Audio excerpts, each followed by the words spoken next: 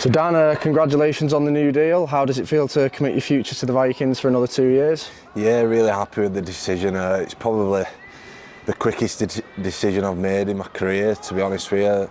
The negotiations were really quick. It was just a bit of a whirlwind, really. So yeah, really happy. Yeah. And what was it about the club, the team, or the environment here that made this decision an easy one for you? I just feel like I feel at home, really, here, to be honest. It's really good for my family life. It fits with my work, and I'm enjoying my rugby here, and coaching staff, they get on and they understand what I bring to the team, and I feel like I'm valued in what I do, because I don't do all the extravagant stuff. I do the stuff that often goes unnoticed. So yeah, it's good to be at a place where that's obviously highlighted a lot, and my value's obviously shown and everyone can see it. So yeah, it's a no-brainer. Yeah. And how important has the support of the fans been so far in your journey with the club? So yeah, it's been great. You can definitely hear them. Honestly, I think back to the Warrington game in the Challenge Cup. They were right behind us, and it felt like they give us that extra 5%, and you could definitely hear the crowd, all the cheers and the shouts and the chants, and you can feel it on the pitch, and it does give that little bit of an edge. And what are your and the team's ambitions, both for the remainder of this year and the next 2 years? So in terms of this season, it's definitely to get back in that playoffs again. We obviously made it last year, and we spoke about it again in pre-season.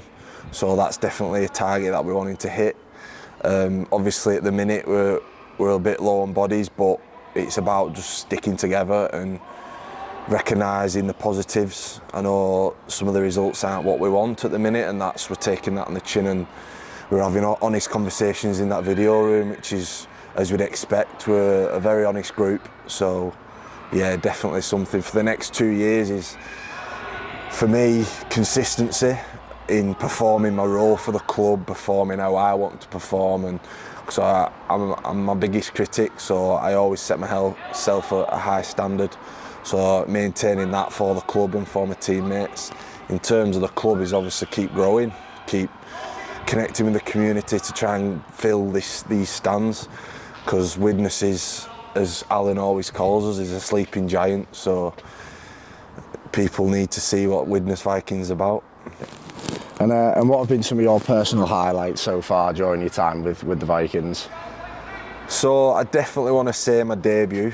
I think that kind of just solidified my decision when I came back in February, I think it was, last year. And obviously we made the playoffs last year. That was definitely a highlight. And last year, obviously, the York away win, it typified what we was about that day, and the teamwork and the morale and the grit that we showed that day was what Widnes Vikings is about. And obviously a highlight is being able to do this as a profession, to be honest with you. I'm enjoying it. I always say until I don't enjoy it, I'm going to stop, and I'm still got a smile on my face, so it must be doing something right. Yeah. And you touched on the Warrington game here earlier this year. Was that for you something that typified, how good this club can be when we have a big game and get it right? How many came that game? About 7,000. Were 7,000 people just miraculously appeared. I think that's the biggest telltale for me. I think the consistency in people coming week in, week out. Obviously we've got to perform for you. That's the biggest thing, and I know every person who puts that Widnes shirt on is proud and wants to perform for the team and for the fans. So yeah, I think that just shows how much of a backing we do have, and it's just making sure that people keep turning up, because the more people turn up, it helps us and we perform better. And just lastly, looking back to business, to this weekend, another trip to Hunslet. What are you expecting ahead of that one? Well, going from last time we played them in the 1895 Cup, they never went away. They were a tough, hard driving team, and their outside backs were very tough to handle. So it's going to be a test that we need to perform and build from positives from York. So I know that we fell on the wrong side of the result, but I feel like there are positives to take from that, and obviously little tweaks that we can refine and get better at, and I think this week is the game to do it.